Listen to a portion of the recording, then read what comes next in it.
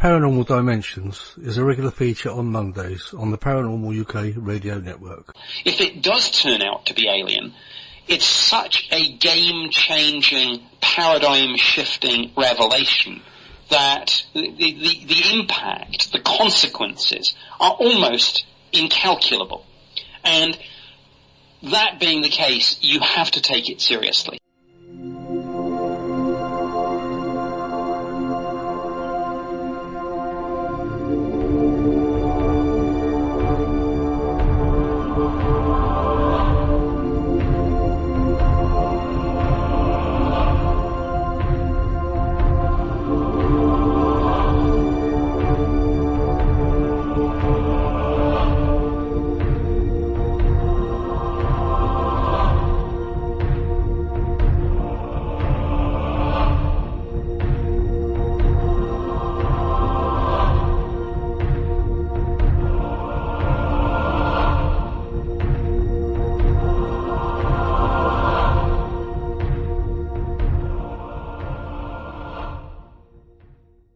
Hello, this is Nick Pope, and you're listening to the Paranormal UK radio network, the UK's biggest paranormal network. And this is Paranormal Dimensions with David Young. For me, this is the kind of show that I like doing most, where you basically just have a freewheeling discussion, have a chance to go off on topics. That's what's going to make you an outstanding player in the field. Just keep doing it.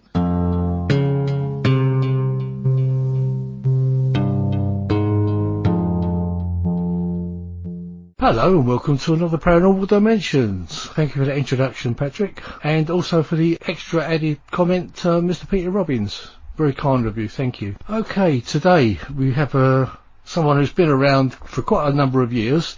First time I've actually managed to speak to him. I know he's had quite a lot of experiences over the years. His name is Tony Topping. He's in the middle of writing a book at the moment, as I understand it. Which I hope we'll hear all about, and hopefully hear a lot about his experiences. So let's waste no more time and get Tony on. Hello Tony, welcome to the show. Good evening, Sir David of Young. How are you? I'm absolutely fine, my friend. Thank you for and welcome to the show. And been trying to get you on for some time, but as you, yeah, I've had quite a list to go through, but now you've got a book in the process, and it's called I, Alien, The Secret UFO Chronicles. How did you come about that title? Well, I came about that title through a lot of deliberation. I mean, we first started with the title Revelations of a Paranormal Intelligence Asset, which is perhaps what you could describe me as. I'm a man who's been exposed to nearly 40 years of paranormal and UFO interaction. I've seen some hair-raising stuff. I've been exposed to a lot. I've seen a lot.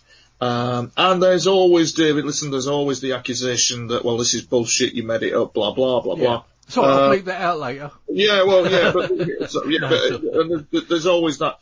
I'll always play that and the chortle factor, but at the end of the day, my experiences, my visual imagery, all that goes on with me is as it is.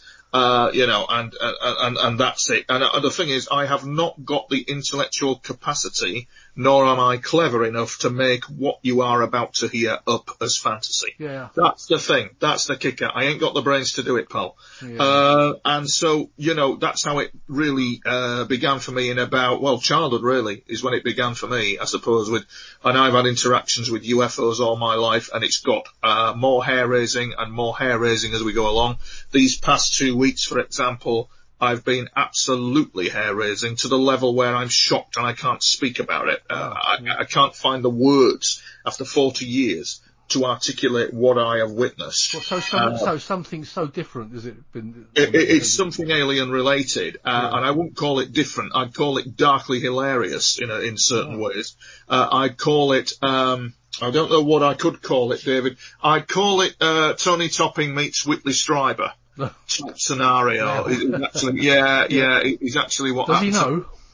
Does he know? Well, Whitley, Whitley does know of me, and he's very kindly giving me permission to use his material, and I need to get in contact with him. Yeah. And I'm hoping that Uri Geller will write the foreword to my book. So we're trying to get that off the ground as well. And the book, I, Alien, The Secret UFO Chronicles, it centres around the diary regarding my UFO interactions. Now, what that is, David, is it's kind of like the story of a paranormal operation like no other that was going on behind the scenes, using the mind to contact UFOs via the paranormal, it kind of in effect. And the resulting paradox is this book that I wrote created all the incidents in the Chronicles before I even knew I had written the book. It's a time travel artifact. It's very bizarre. And when you read it, you'll think he's made that up. And when you read it, you'll think it's creative genius. And when you read it, you'll go, wow, that is unbelievable. It's the daily onslaught of the sharp end of paranormal operations with UFOs that the public didn't see, when they were bloody bombarding me and hitting me and with mind invasive control and all that kind of thing. And also the start of the book, it sets the foundation. So if you can imagine, David, and I know from reading from your background that you're very compassionate about child abuse, stuff like that. Absolutely. Yeah, well, for example, if you can imagine this is the start of the book. I'm walking down the street at 10 years of age with a pram with scrap on it, an iron, a battery, a kettle, whatever, and we're living in houses that are in squalid conditions. We've no heating, we've no bathroom, with an outside toilet, and I'm walking down the street with this pram to try and raise money because my mum and dad are broke, and I'm 10 years of age. And I go into this scrapyard, and the scrapyard guy is playing early L with me and says I have to be 18 and blah and blah. And in the meanwhile, as I'm walking to the scrapyard, some guys pull up in a car and go, you effing, whatever they said, gypsy tramp, whatever, get an effing wash, all this kind of thing, because I looked unclean, because we didn't have the correct washing facilities. So, kind of like, I'm trying to sell this scrap, the scrap metal merchant's going bananas. The scrap metal merchant's wife actually gave me a bag of food to take home to my mum and dad. Mission accomplished. The abuse I suffered at school and by my father was monstrous. I mean, my father was a monster. The abuse he subjected me to was absolutely it's like a childhood like no other. No other man can write the childhood nor the experiences I have had in this book. It's very unique. I'm sorry to hear that. It's awful. It's god-awful. My father would abuse me twice a day sometimes. It was horrendous. And, of course, then there's Sorry, but are we talking sexual abuse? Or...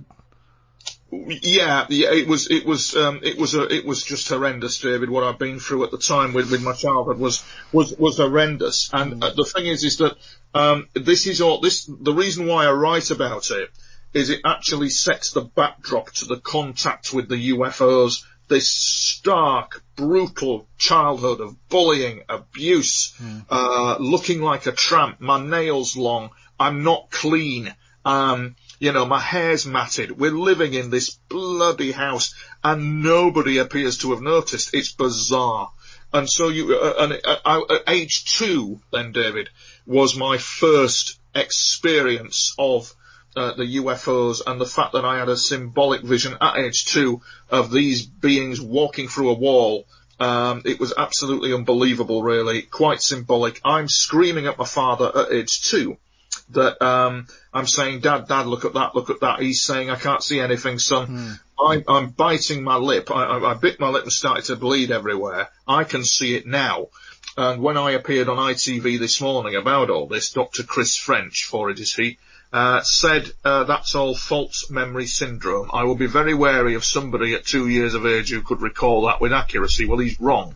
Because the thing is, David, is that when it comes to false memory syndrome, MK Ultra, mind control, the foundation, the false memory syndrome and all that kind of thing, had people on their panel who were involved in CIA mind control to cover ass. So what you've got, this book starts with the operations of people that were targeting me with mind control, and then it escalates very dramatically into contact with UFOs, and then full-on contact with the people behind the UFOs, which began over my house, and oh my lord, into what we could only be described, David, as a information civil war. like no other. Don't kid yourself. You know, you see these guys on CNN, Luis Elizondo and all of them, very slick media delivery, because it's a controlled media narrative regarding UFO phenomena.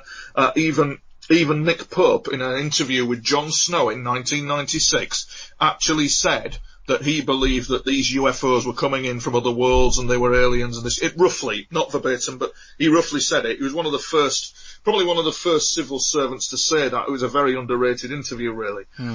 So, you know, with Nick, he kind of like occasionally put his head above the parapet, but it's a controlled narrative. The media are strictly told about the UFO phenomenon and direction it should be gone in. But behind the scenes, there is a type of civil war going on. For example, the command infrastructure of the United States Defense, their Chief of Defense Staff, for example, I've forgotten his name, Joint Chiefs of Staff, isn't he? As Stephen Greer has rightly said, he could pick up the phone and say, could you tell me about the UFOs and what's going on? And they would say, no, sir, we cannot, national security. And it's this corrupt, compartmentalized system that has caused the blocks to disclosure. And these guys who are blocking this, citing national security, don't exactly know what national security they're blocking. Because there are nefarious forces out there, David, who are covering this up. There are very strange reasons for the cover-up, and part of which, over the past months, I've seen that in action, and I just can't find the words to articulate what I have witnessed. I'm speechless, frankly, and I've had 40 years of it. Now, it just goes to show if it makes me speechless, then it's something, isn't it? But I still can't find the words to articulate what I have witnessed. But needless to say, there is a civil war going on with all this as to who has information and who doesn't. Yeah. I actually think that a lot of them probably... it's so deep, isn't it, that maybe a lot of them have only got part of the information anyway. You know, yes, that's right. Yeah, and it's so fragmented. Yeah, it is. For example, David, I mean, we haven't even got to my contact experiences yet, but just to give you a taster, for example, of what the US government actually knows. I mean, for example, there was this Luis Elizondo, who is part of the Advanced Aviation Threat Information Program, AATIP. It's all been in the media.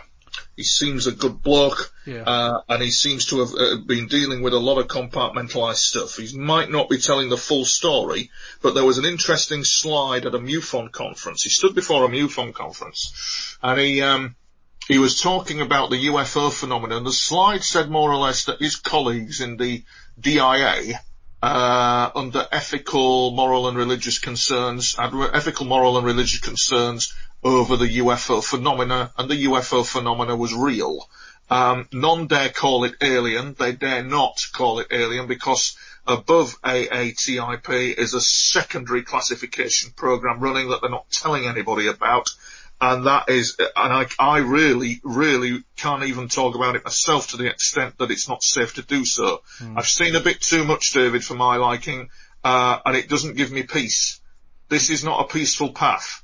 People think that you make money from it. People think that you're going to make thousands and this. Yeah, I know very well they don't. I mean, I know several people. You do, mate. Yeah, well, you're switched on. Yeah, of course you do. And you don't. And your life can actually be secretly in danger from it all, and you can't tell anyone. And it's a veiled, hidden realm, all this that you don't see, you know. And so, you know, back in the 1950s, for example, this ethical consideration, religious thing, in Lewis's slide at the MUFON presentation was very revealing in a way, because in the 1950s, the Americans formed an agency called the Collins Elite, which dealt with the demonic component of UFOs. They felt that UFOs had a demonic element to them. There is a demonic element to this situation. And sometimes, but the irony is when you look at the narrative in the mainstream media that UFOs are a threat, the threat this, the threat that. Luis Elizondo talks about it, Nick talks about it, a few others talk about the threat. Comical irony is that at a higher level, the UFOs have communicated that another group of UFOs are a threat.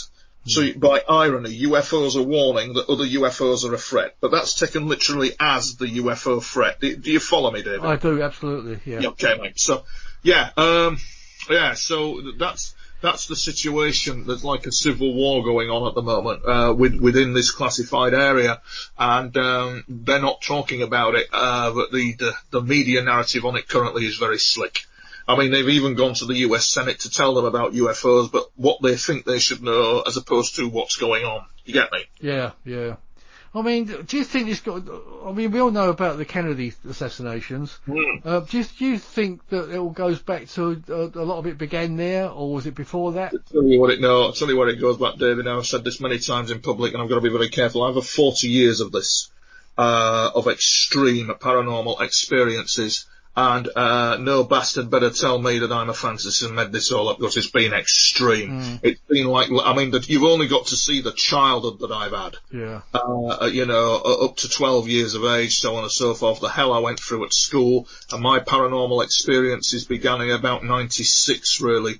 And I'll rewind that back. We'll start there at some point once I get to what I'm talking about. Just go back to your question, David. What did you tell me? My memory's just gone. Say again. I don't know. You've lost me now. I was Sorry. trying to go back to. I suppose really we ought to try and go back as early as we can to what you can actually earliest remember.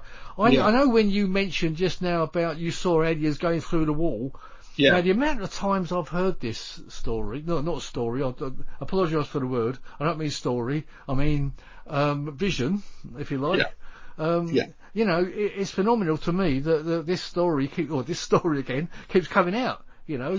And, What do you mean, my story or no, somebody else? Other people's story. People seeing aliens coming through the wall, and also for seeing UFOs over their house where nobody else can see them. But, Yes, and also it seems to me. The reason I called this, I mean, I've said it a few times, the reason I called this show Paranormal Dimensions, because I believe a lot of this stuff is interdimensional. It is. You know, and it's only visible to a lot of people, to some people that are chosen to be able to see it. Correct. You know? You see, David, one of the incidents I had was, you see, I've had a hell of a life. You just couldn't make it up. For example, I had to, for 8 years, I looked after my darling mother.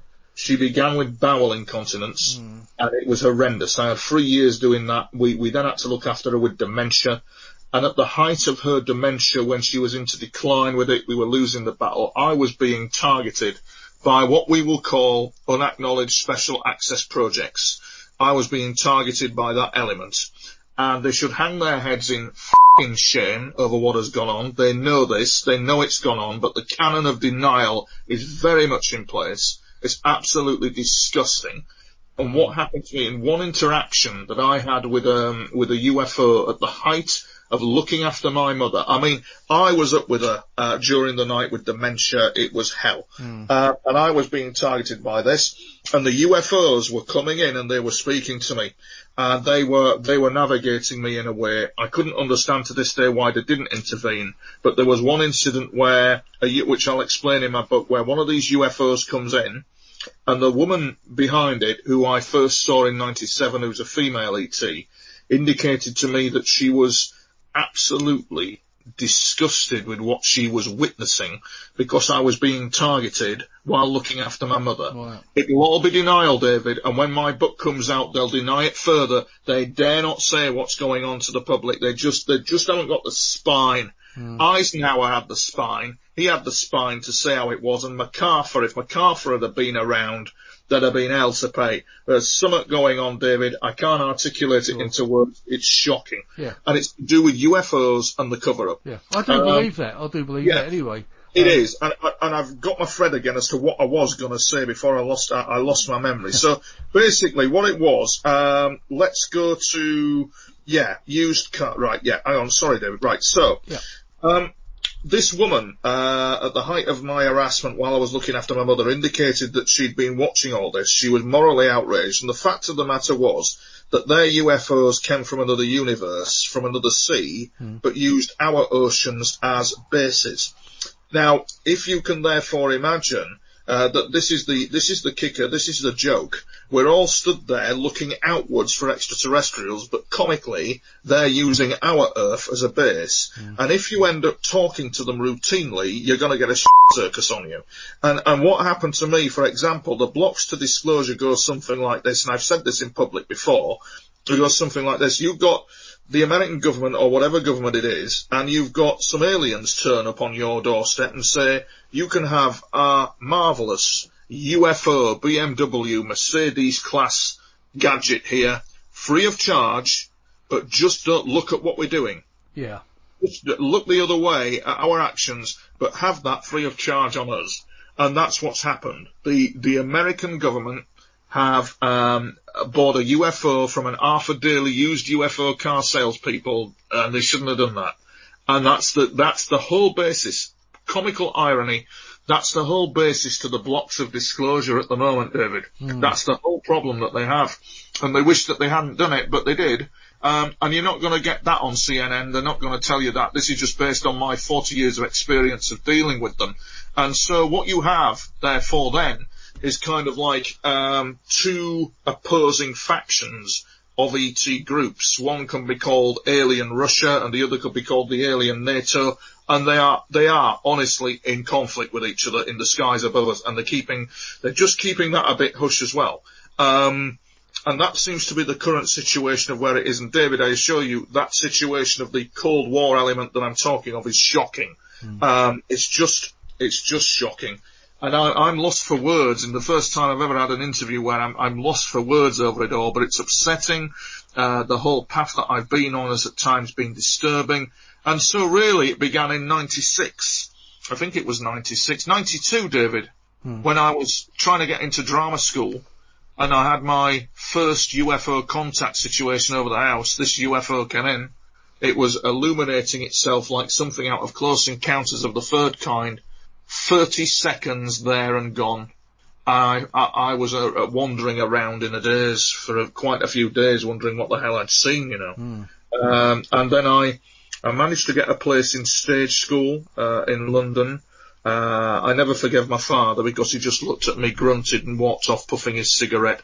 That was all very bad. So I went to stage school, came back to Selby, and couldn't quite understand what was really going on. I went back to London again, and that's when I went back to London again, David, that's when the strange incidents began. The strange incidents with the UFOs started up in about 96 back in London, where I was walking down Praed Street in Paddington, and I saw this ball of light UFO just appear. It's in my book, just appear, and it looked as if it was heading to a block of flats, or crashing into a block of flats. And I ran to a fire engine to warn them of this, and it had disappeared, completely gone. And then in Orpington they started appearing, up in St Mary Cray. They started following me, these ducts of light, these white dots of light. They started following me everywhere at speed. Sometimes they'd turn up at tremendous speed. Sometimes they'd fly over me. And I'm thinking, who the hell are them? Well, what they were doing, they were paving the way for something, for the foundation for contact is what they were doing. And I think with the nature of contact and disclosure, David, it's not ruled by the rules of time. So in my book, it clearly sees that some type of agency forward in human history is looking at all the work that we're doing now and making an assessment which led to the contact with the ETs. That it all seems to work at a very different time rate. It's all very slowed down, you know. Yeah. And there you go, mate, you know. Yeah. So when these things were following you, were you the only one that could see them, or do you feel that other people could see them? No. I mean, others have seen them, mate. I've had witnesses. Others have seen them. It's not exclusively me. Others have seen them. I mean, there have been incidents where I've only seen them. You know, but I believe that because I've heard that story from others as well. You know. Yeah. In fact, the one that I saw that back in '66, I think it was. I don't know if other people would have seen it. You know, I saw it, but it was way up in the sky, so I don't actually know if other people would have seen it. I was on my own, so. Yes. And you see, the thing is with it, David, with the nature of ET, time, all this kind of thing, they're observers of history. They may have been observed. It's a paradox, and this might not be true, but it gives a working example of how it all works. They may have observed you as the man who was going to give this interview now. Yeah. Well, you know what? Things do seem to have sort of progressed something like that, because no way would I have thought that I was going to be doing a radio show 2 years ago. Yes, you know? They seem to, for example, these dots of white light that I talk about that keep turning up here and there, I believe them to be maritime, part of a maritime extraterrestrial group similar to the Abyss. I do believe this. In about, cut a long story short, I moved back from London back to Selby, and I started having, as it says in my book, I just started having strange visions. Very strange visions. I mean, there was one vision in particular of a submarine being passed by one of these white balls of light that I was so often seeing. It literally passed over it, and you could feel it was showing me. You could feel the crew and their apprehensiveness and nervousness at one of these things passing over them. And I'm thinking, gracious me, and it does turn out that they are indeed. From under the oceans, they're like a maritime extraterrestrial group. Do I trust them? Do I know what they're about? No, I don't know. I just don't know, David. But that seemed to be who they were. And 96, I moved back to Selby, as I say, in Yorkshire. And the first interaction that really began with it was the 2 balls of light appearing over my garden. And I'm shocked because I'm thinking, good God, I saw them in London. They're here again. And there was this orange flash that woke my mother up, and they were there. And so the circus began. And little did I know, David, what I was heading for. Little did I know where all this was heading to. My God, it really, really started to kick off in the years ahead with them. God, it did. Yeah. Now, were they the typical greys or reptilians or? The greys are real, they do exist, but they weren't, no, they're nothing like that, no, they're more like us, they look more like us, and we look like them, to coin the phrase, and according to Robert Dean, when he was the staff sergeant at SHAPE at NATO, when he did that thing called the assessment, which I recommend your listeners to look up, according to him, it alarmed the generals and admirals a lot that you could have people that looked like us but were alien wandering around. It bothered them a great deal. But the fact of the matter was that these beings look nothing like little grey men.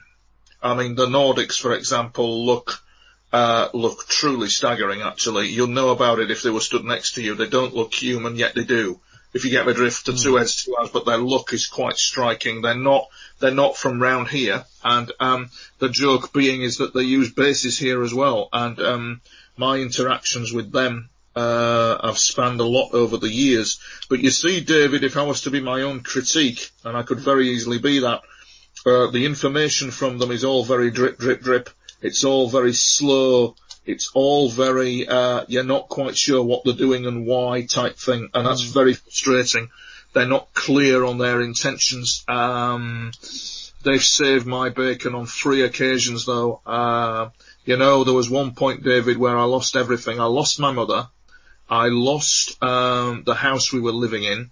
The council wanted me out. And I had to have major hernia surgery all in the same year. And I'm laying in this hospital bed after moving to Southport, which was a miracle. I'm laying in the hospital bed, and I'm being targeted after the operation, and I'm thinking, I'm not going to survive this. I'm not going to get out this hospital. And that was when they turned up again, the Nordics. They turned up in this hospital, kind of like they weren't physically in the hospital. I was asleep, and I had this just spectacular visions and communication from them. And what they were doing, they were obviously speaking to somebody else via me, kind of thing. And I don't think they're doing it with just me. They'll be doing it with other people. Sure. And I think that they're real. And the thing is that they're using bases on Earth. They're using bases in the mountains and off the Chilean coastline. And if you're a member of the public who is communicating with them, that's not allowed, David, and you'll get targeted by the unacknowledged special access project element that is above AATIP that they're not talking about, and that's really all I can say about it, really, for my own safety as well. So the AATIP part of it, that's probably just a public face of it, is it? Yes, mate. Yeah, well, yes, it is. You see, because you've got a scenario where they're not going to tell you the level of involvement governments have with them. They're not. The biggest joke of all is they're using bases here and are capable of routinely communicating with government. They're capable, for example, of communicating with our government. Capable of this because they've got bases here. And I noticed that in India and China, in that area where there's a potential flashpoint, actually there's some areas in Ladakh that are no-go for the air forces because of UFOs. And so it's interesting to note that China and India were on that flashpoint in the border, but that area is kind of like a base area for extraterrestrials, and their technology, the ET technologies are very advanced, their craft are very advanced. You wouldn't want to mess with them. And so on the doorstep you have extraterrestrials, and they are literally warning. I mean, they are literally warning, especially the UK government, of environmental issues, all this kind of thing. And our governments would be wise to learn from them. But you see, while you've got controlled narrative in the media that is directing us to a certain understanding of UFOs that is actually wrong, this is going to go nowhere. But situation is, I think, with this UFO Cold War, is you've got this media narrative that's controlled, but outside of that you've got activities going on that they cannot control, and that's kind of like where the flashpoint is. It is like an alien Cold War, very much so, David. I mean, just to explain, a few weeks ago, about 3 weeks ago, I actually filmed a UFO coming over me at the Marine Lake. Here at Southport, near the Marine Lake, I'm very lucky to live in a very nice area. That was a miracle, as I say. But I've occasionally filmed the UFOs coming in, and I'm expecting them to come in again. I don't make up my footage. I don't edit it. I've got the very fine Jason Gleaves as part of my team. Yeah. And he will look at stuff and go, no, that's lens flare. No, that's not a UFO. You got that wrong. No, that'll do. That's a UFO. Because you can't just put something up, David, and say it's a UFO. You get me? Oh, I know. There's such a lot of fake stuff up there anyway. There is, yeah. Well, do you feel that you can actually summon them? Yeah, there are techniques where you can communicate with them, yes. And in some cases, a lot of people think that you can telepathically contact the crew and they will hear you and vector in on you, as Dr. Stephen Gray would say. But there's a little known thing about the craft. The crafts that they have are quite advanced, and they're beings in their own right, and I explain that saga in my book. And it's in that area where I get the craziness coming at me, the heat coming in, because you could summon a craft and speak to a craft as you could equally summon a crew, because they're beings in their own right. They're, how can I put it, they're AI. They're very advanced, and it's AI that governments seek. It's an understanding of this very advanced craft that they use that governments seek. Those craft that were flying over Belgium in the 1990s, where the Belgian Air Minister indicated that he was dealing with something that wasn't human flying over his skies, those craft have their own mind, and they're very intelligent, you know. And you see, David, the thing is, I filmed this UFO. This is the hint. Two things, actually. We go to a sky watch in Wales a few months back, actually, last year, me and Jason, and I led the sky watch, and I gave a talk, which was very good, the Expo conference it was called, and I gave this talk, and they were a very good crowd, and then I led the Skywatch. It doesn't bother me, I'll do the whole lot if I need to. And me and Jason are watching with the crowd, and this UFO turns up. Two of them actually turn up, and they're flying around us, and we're looking at them and they're looking at us, but none of them are making an effort to reveal themselves, and none of them are coming in close to us and illuminating themselves like a car headlight to say hello. They're just keeping distance and keeping height. And that is because they are trying to observe what we might see. They're watching to see what's coming, like we are. They're another extraterrestrial group that are watching other extraterrestrial groups. And it's like a Cold War. It's very bizarre. So when I filmed this UFO over the Marine Lake a few weeks ago, a very bright ball of light thing it was, came in over me, flew over it, quite a nice shot. And about 10 minutes later, this smaller dot of light thing appears. Small it was. Appears, chasing after it. There was no doubt that this other UFO was chasing after it. And it leads me to believe that on these two occasions and throughout the years that there are opposing groups like Russia and America, but they're alien and they oppose each other. And it's like the Icelandic Cod War. It's like they're chasing each other and they're aware of each other and stuff is happening out there and humanity appears to remain oblivious to it. And that's been my conclusion. And of course Jason's conclusion that there's an alien Cold War going on. And yes, there is definitely that thing happening. And it's shocking. It's just shocking that to witness it, David. Yeah. It really is. So what will be their aim, I wonder? I mean, control of us or... It seems to be. I can't put my finger on what it is, why it is. I don't get it. Because, I mean, we must be pretty small fry, really, to... It's something to do with consciousness and divinity, David, at some level as well. Add that to the mix that makes us human beings unique. It'll be something to do with that. Yeah. We do hear about that theory dealing with the reptilians, don't we? That it's our consciousness and our humanity that they're. Yes, indeed we do. And I mean, I know, for example, that these ETs have appeared on numerous occasions with me. I mean, there was one point when after I'd lost my mother, had the operation, moved back to Southport, I was wandering round 2:00 in the afternoon, David, in complete states of mental exhaustion. I mean, like you would not believe. And I was being targeted. The targeting of it, you see, being a targeted individual, it's horrific. What goes on is because you can't put it into words what they're doing. And you're having to be very careful as well, because people could think you're a bloody lunatic. Yeah, I was going to say that. I mean, if you start blurting things out like that, the people would actually cart you away, wouldn't they? Yeah, people might think you're a lunatic, but you might be under the threat of being sectioned. People might think that you're absolutely bonkers, because of course we live in a paradigm where our mental health system and our media does not even acknowledge any of this. And if in our mainstream media you were to say that you were being targeted as a targeted individual, they'd just think you were bonkers. Yeah. It makes you wonder if that's actually happened at some point. It has. Yes, it has to many a person. Somebody being sectioned because of all this? Yeah, because of what they're, because of what they're being seen, yeah. Yeah, absolutely. You don't talk about, you just don't, because there's a chance that you'll be carted off, incarcerated. That there absolutely is. And of course, when you're writing a book like I am, you just don't know whether they may denotice, or you just don't know how they're going to react. They might not want it in the public domain, but yet another element might want it in the public domain. So you've got this conflict going on. Even Admiral Hill Norton, even he commented in public, and he was Admiral of the Fleet, wasn't he? And Secretary General NATO. I mean, he's commented in public, David, that he believed that there was a UFO cover-up. And he has been shut out of the loop, and he knows that there is a UFO cover-up going on. Wilfried de Boer, head of the Belgian Air Force, his F-16 fighters, and he said in public he believed that he was chasing something non-human. His F-16s could not keep up with those triangles. It really was absolutely incredible. Incredible to see over the skies of Belgium. There's something going on where, you see, when these UFOs were coming in, to me, David and Jason did the excellent image analysis of them. The constant theme from these UFOs was radio antennas.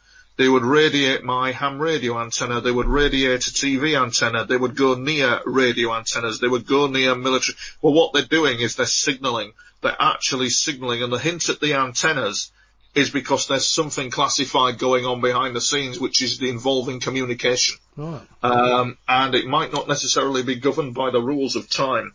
Did you get so what they're doing now may have ramifications in the future, not necessarily now, if you get me drift. That's how they work, it appears. Yeah. They seem to have set seeds in time from what my book is, from what I'm reading from my journals, which details what went on with me 2:00, 3 in the morning, being hit by this frightening technology, having to deal with these people in the UFOs, and they're not telling you the full story, and you're trying to work for a living, and you've hit rock bottom. And you can clearly tell, David, I'll send you a copy of my book, when you read it, you can clearly tell in the journals that I ain't got a clue what's going on. It's quite evident.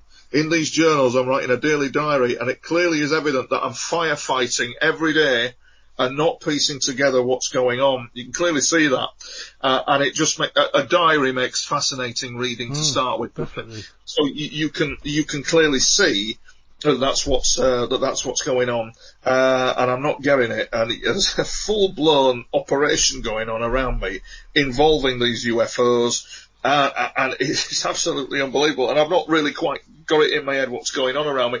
And you see that in the writing, you see. Yeah. Unbelievable. Well, we've seen these small videos, haven't we? Which it seems like something has taken a shot at a UFO. Yes, there's been a few of those. So, was that us, or was that another extraterrestrial civilization? Yeah, well, was that us? That's a good question. There is utmost very strict security regarding information UFOs in terms of extraterrestrials and all that kind of thing. And that there are shadow governments. There's the US. There's an element in the US that is a shadow government, and you've got to treat them with respect. I think it's an absolutely disgusting shame that men gave their lives on Omaha, Sword and Juno on D-Day to protect us from tyranny, but yet an element of this government allowed tyranny through the back door via the UFO phenomena. Yeah. They know what they've done, and it's shameful. Frankly, it's shameful. But that's another story, David, for another time. Well, we could talk about all sorts of things that are going on with governments and what they get up to, couldn't we? Yeah, we could. Yeah, we certainly could. And they are, for example, when you're looking at the work of the Collins elite, that began in 1950s, and they thought that UFOs had a demonic component to them. Well, yes, this war that we talk about, it's not about aliens, War of the Worlds, lasers on the streets. There's another realm going on. There's another subconscious, hyperdimensional realm behind all this that triggers all this flow and movement and chaos and circus that I've witnessed. And Sasha's actually bang on. Sasha's actually one of the few researchers who has she's actually quite talented in the sense that she looking at the post-traumatic stress disorder incidents of UFO contactees. I don't know whether she got that research off the ground, but my God, it would be interesting if she could. Yeah, it's Sasha Christie we're talking about. She's been on the show a couple of times. She's helped me out as a co-presenter a couple of times as well.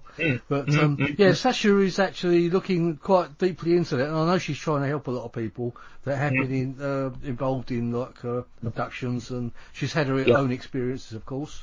Yes, indeed. And the thing is with it is that when you get to a certain level. You get to a certain level, David, where it becomes, where you've got the UFOs and this dazzling technology, but it gets to a certain level with it, or where it becomes esoteric mystery school. Yeah. Where the universe and the creation of the universe is a mystery even to the aliens. Yeah. And even the aliens follow the esoteric, and that's the thing with it. Everybody's looking for divinity, and there's a very strong force. I'm a bit of a religious guy, and I've discovered the strong force. How can I put it? May the force be with you. Yeah. So in the media at the moment, for example, David, one example is a site called Vigilant Citizen. And on that site, it's got symbolism on it. Symbolism from rock stars, occult symbolism. Symbolism in the rock industry where they're covering their eyes, whatever. Yeah, that's right. We see a lot of that, don't we? We see a lot of that. And that gets a lot of PR. That gets a lot of coverage. All that stuff gets a lot of coverage. But the stuff to do with pure divinity, the God force, the opposite polarity, is very mysterious and very quiet. And you won't hear it, but it's there. And that's the thing. The divine presence is there. And there's a link between the human race and that. And there's a link, I think, between other alien civilizations and that as well. And that is true. And I think it's present.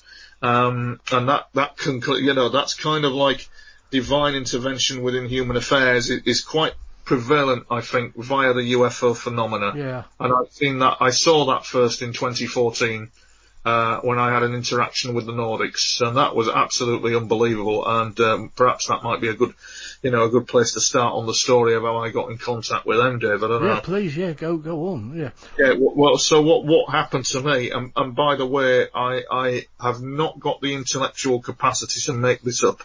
So people could call me a fantasist, people could say that all this that's happened is just the land of make-believe. I wish it was, because it's not a peaceful path, and at some point, David, I don't know how long I've got, I genuinely don't know how long I've got in terms of life expectancy because of all that is going on around me. I don't. Genuinely. Well, do you really feel that you're in danger? Yeah, it's hair raising. I can't even articulate it. It's got to a hair raising level, because I don't know why. I don't know the full reason why, but I do know that up the chain of command, in terms of these UFOs, something highly intelligent watches. And the mantra keeps coming at me from these mysterious quarters: stay calm, stay calm, stay calm, Tony Topping. You should have a secret box or something with information in it, and put it in a safety deposit box or something, so that if anything does happen to you, it can be looked at. Well, yes, you're not wrong. I mean, you're not wrong, David. You bring up a very valid point. It's kind of a guarantee. Well, not about a guarantee, but it's something that, you know. I do get that, but I do feel that I am protected, and I do feel that a higher force is involved and watches. It's kind of like, I don't know, it's kind of like where UFOs meet creation. It's very, very strange carry on, but we've had a hell of a lot going on, and I do, as I say, you do wonder about it all and where it's all going. And in 2014, I was doing something for Channel 4, and what that involved also was appearing outside the Royal Institute of International Affairs. And the thing is that there's a contact experiencer in New Zealand. You should have him on his show. He'd make a wonderful guest, called Alec Newwold, who had interaction with UFO, who had interaction with ET. Driving back from Auckland, New Zealand, he must have gone he said he disappeared for 10 days, and then when he was replaced, when he reappeared again, he was about 20 miles from where he should be. About 10 days had elapsed, he'd no idea where he'd be. Wow. When he pieces it all together, and you couldn't make it up, he syndicates that he thought that he was dead, but in fact, it looked like two ghosts were approaching him. But the fact of the matter was, they weren't ghosts, they were aliens from another dimension.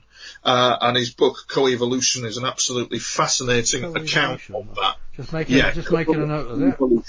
Have him on as a guest, Alec Newwold. You can't go wrong with him. And basically what it was, knock at the door after all this has happened. Two guys stood there, and one of them was from he said something to do with Defence Intelligence Australia, and the other guy, he said, was something to do with the Royal Institute of International Affairs, and he had to look them up because he didn't know who they were. According to them, his car had been subjected to high electrical voltage, and they wanted to question him about all that, and he was wondering why the RIA were involved. Now, I'm not saying that they are in any way, shape or form involved. Alec could have made it up, but the backdrop is fascinating because in 2014, I did something for Channel 4 where I filmed outside the Royal Institute of International Affairs, and it was on that morning the doors behind the UFOs revealed who they were, and I was given this incredible symbolic vision of these two flying triangle UFOs, two doomsday clocks. One said quarter to midnight, one said 5 to midnight, like an angelic symbol in the middle of it. And this guy, sodding hell, David, you've never seen anything like it. Blonde, blue-eyed, very striking in his look, speaking to somebody. But who he was speaking to, I've no idea. It was as if somebody had hit the mute on the microphone, but he was speaking to someone, all right. And I got the impression he was warning, and it was a symbolic warning. And I got the impression they have some power, and he was kind of like just warning. It was a doomsday warning of some description, I do believe, and they are Nordics. And my liaison with them began over the years, on and off. I don't really see him around now, and I don't even know his bloody name. All I know is that he came from the Andromeda Galaxy, and my liaison with him has been quite spectacular. And this is the thing with it, David. You see, if I was to be my own critique, is that a Nordic alien from Andromeda, or is that some military force messing around with artificial reality technology? Do you see what I'm saying? Absolutely, yeah. You've got to think about these things. But to me, as it turned out, these guys were the real deal. These guys were Nordics. They were the Nordic ET group. They've been around me for a very long time and saved, oh my God, appeared on a couple of occasions when the going got really tough. I mean, there was one situation that occurred when I was trying to look after my mother, and I'd got flu, David. It was Christmas. The problem with that was the carers, they were all ill as well. Nobody could look after her. I didn't really know what the hell to do, and I was not well. And I said to my mother, look, Mum, I'm not well. I need to go and rest. And my dear mother said, I'll be all right, Anthony. And I went up the stairs, and I just remember the fever I had was unbelievable. I was absolutely, oh my God. And the room was spinning, and I was not well.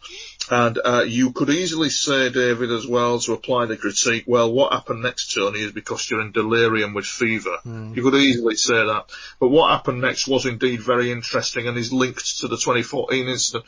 I somehow pass out, I think. And next minute I know there's a knock at the door. Well, there isn't a knock at the door, I'm dreaming, but there is a knock at the door in the dream I'm having. I go downstairs and open the door, it's as real as day, to discover this guy with the blonde, blue-eyed thing, as if he'd popped round to see me. And he just went, hello, Tony, how are you? And I'd noticed that he had like a jumpsuit like the RAF would wear with a ranking signature on his right. And he said he'd come to see how I was.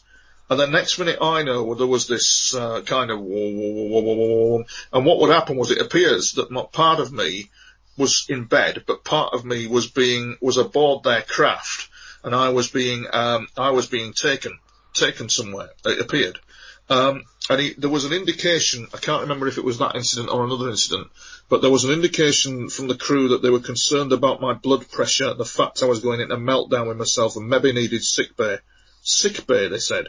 Maybe need craft sick bay. Yeah. So that they're highly organised, these guys. This is an air force that you're dealing with here. They're not just, guys from a science fiction movie. They're real. And it would appear that this craft I was in was taking me somewhere. And it would appear that next minute I know I'm looking at the Ribblehead Viaduct with him. And all I can remember, David, is this. I can see it now. He's looking up at it with me, and he just went, Tony, that is a magnificent structure. Boom, I'm back in the room, and 3 hours have gone, and I'm not feeling unwell. And in fact, I can go downstairs, and I'm feeling a lot better, and I was able to look after my mother. Make of it what you will, David. I still, sometimes I hear myself talk, and I think, I don't believe me. You know what I'm saying? Well, I do know what you mean. Yeah, it was you got to think to yourself, am I imagining all this, or is something really happening? But to me, it all sounds too detailed to actually be, like you said, to be making something up. Oh God! Oh my word! Yeah. Well, you see, this is absolutely. And you're so fluent with it. It's not as if you're sitting there thinking, "I was like, what can I think of next?" No.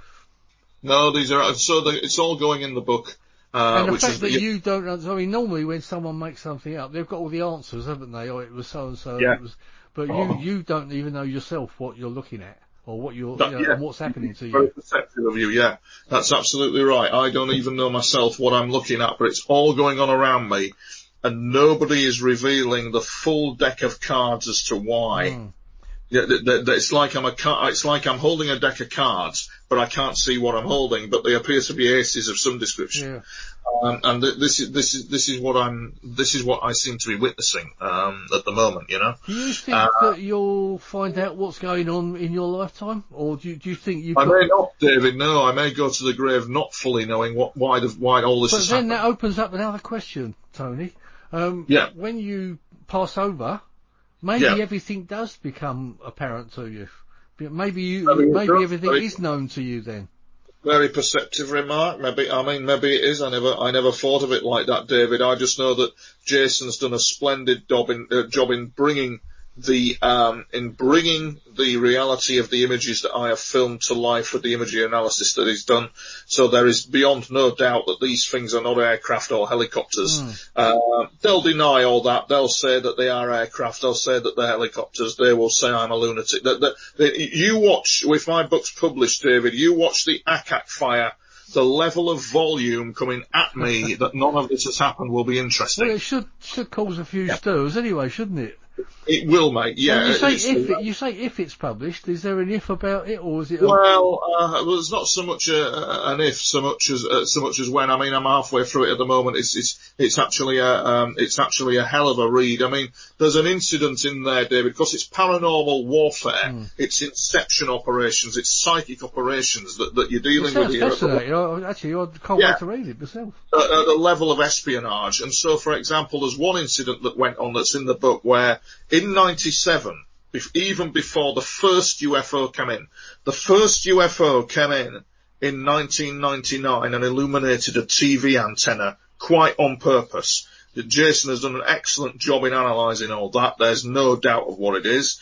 And that triggered a very bizarre reaction of unmarked helicopters filming me, strange phone calls, you name it, it happened. But in 97, in the early days, before these UFOs appeared, there was an incident that happened when I slept, whereby, and I don't know why, I don't quite know what the hell was going on, but I'm asleep, and in this dreamscape, this artificial reality, whatever you want to call it, two people are approaching me. One's a man, one's a woman, but they don't look quite human. And they're getting aggressive, and I've no idea why, and it's bizarre, because they're getting aggressive for some reason, and I don't know why, and I'll never forget it. It's in the book that the woman, the ET woman, wherever she came from, looked to her right in absolute horror because there was something coming for her. And this bloody thing was a dot of light UFO, and it came into the dreamscape and started firing off hundreds of darts into the ether. I mean, it was like a machine gun going off. And this woman, well, she got hit, and she started tail spinning backwards, then the bloke got hit, and it was like something like the Inception movie, but on steroids. I've reason to suspect that this UFO that's followed me here, there, and everywhere is some sort of dimensional drone technology. We're seeing an alien Cold War. We are definitely seeing this. And that's just but one incident, David, in the book. And listen, if people don't believe it, fair enough, but I'm sure people will find it absolutely fascinating. And Simon Hartenshaw has done the cover for it, and he's also done some excellent drawings of the incidents that have gone on, to bring it all to life, you see. Yeah, I've got it. In fact, you sent me a picture of the cover, didn't you? And what I'll do when this show goes out next week, I'll actually put the cover on the Paranormal Dimensions page as well, so people can see it.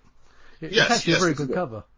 Yeah, it's superb, isn't it? And that's actually an image of one of the Nordic ETs, called Isa, and the joke being among them that I'm one of the few men, well, I'm one of the only men on Earth who actually knows who she is, and the fact that she works for their army. And the thing is, what is interesting is that the Nordics have a defence and command structure that's very similar to the US. They mirror humanity very closely to the Nordics, and they're from Andromeda, as I say. Well, they've got bases everywhere, but they mirror that very closely, and you get that feeling. This lady had an unusual surname, as I recall, when the incident happened at York Hospital, when she came to speak to me, of which some of the details must remain classified, as it were.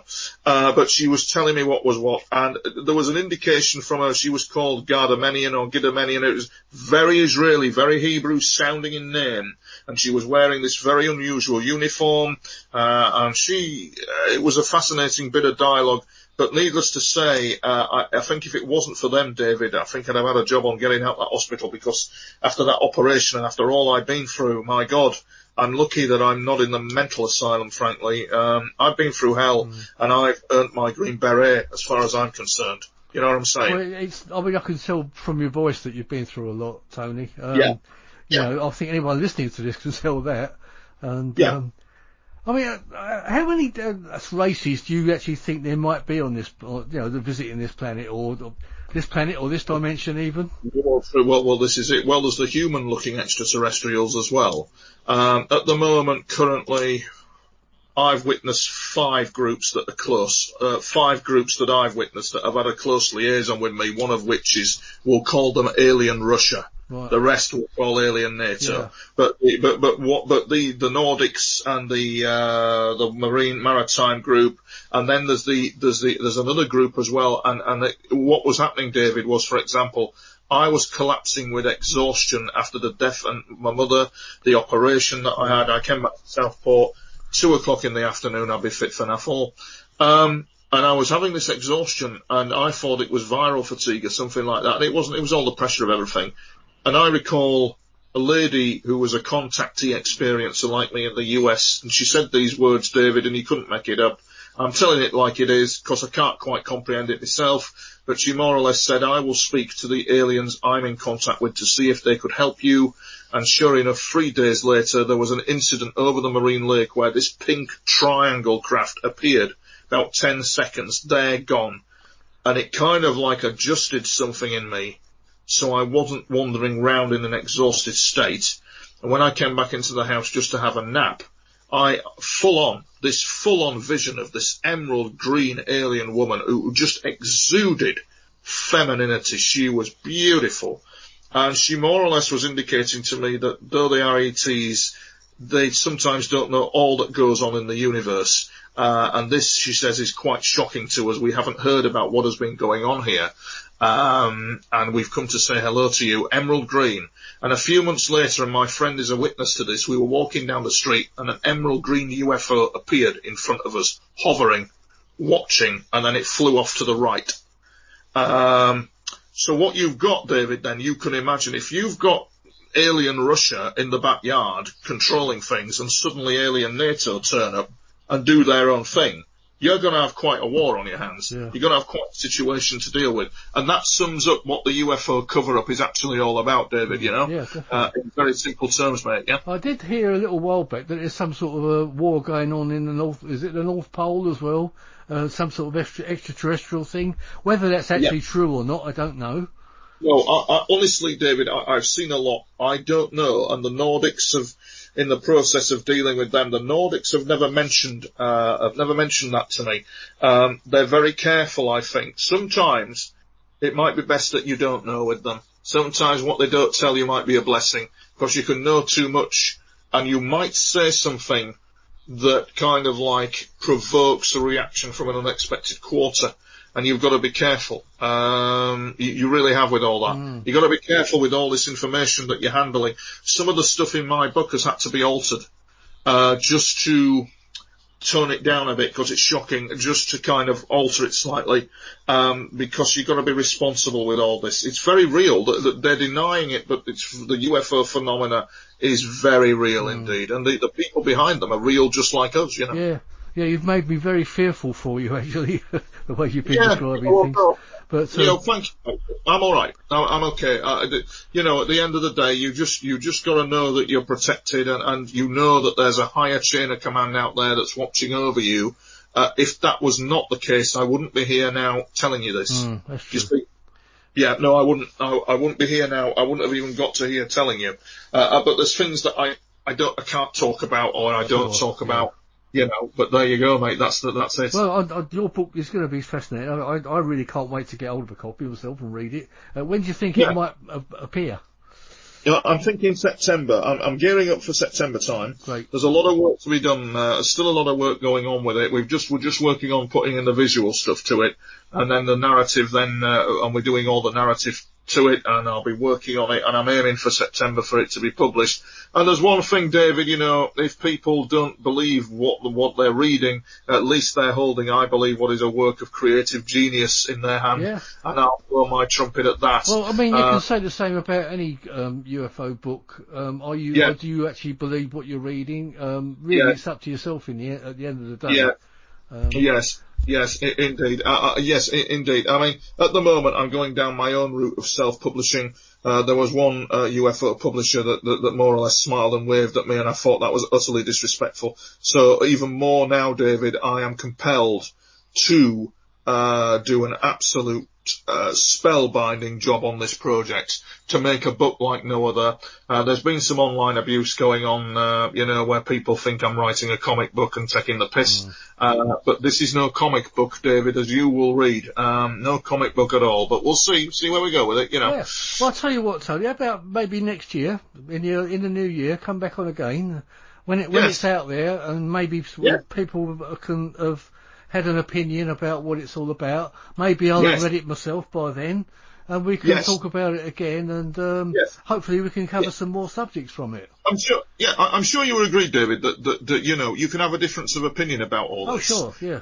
What irritates me is if the difference of opinion is disrespectful at you, if they're using mental health slurs on you, all this kind of thing. If it's something that you can't learn from... That is just completely unfair or something. Yes, it's unfair, isn't it? Yeah, you know, and if you can't learn from the person who's trying to say, well, it could be this and could be that, then there's no point, is there? You know what I'm saying? You just walk away and leave those people where they are, and that's, you know, let them get on with it. But, you do. But I mean, Simon Harton-Shaw and Jason Gleaves have done spectacular work on the visuals in the book. Yeah, they Jason's really been on the show a few shows back. Yeah, well, he's a great lad, and it's without Jason that a lot of my work is brought to life. You know what I'm saying? Yeah. And it's a good thing. It really is. So I reckon January to come back to you. Yeah, absolutely. Yeah, I'll make a point. I'll make a note on the calendar, and we'll definitely do that. That's a date, Tony. All right, mate. Thank you very much for coming on, Tony. It's been an absolutely fascinating show. Good. I think people out there will be thinking, "What the hell?" You know, you probably scared. I think you probably scared a few people out there. Well, I hope that's not my. It's my point is to highlight what goes on behind the scenes. People are not being told the truth, David. They're being given controlled narrative. This steps out of the controlled narrative slightly. Yeah. You still have to be very responsible with what you're saying, but it steps out of it and reveals a bit more about what these UFOs are all about. Yeah. You certainly put a shiver up my spine tonight, anyway. I didn't want to. I write it for my mother, really, mate. There's a dedication to my mother in the book, and that's really who I'm writing it for. She'd have been very proud of me. Yeah. Well, I'm sure she would. Anyway, thank you, Tony, again. Right. It's been a great pleasure having you on, mate. And hopefully you'll get to see you at some point. Yeah, yes, absolutely. You never know. Once we can all move about freely without anyone pointing at us, so he's not wearing a mask and all this sort of stuff. We're in uncertain times. Yeah.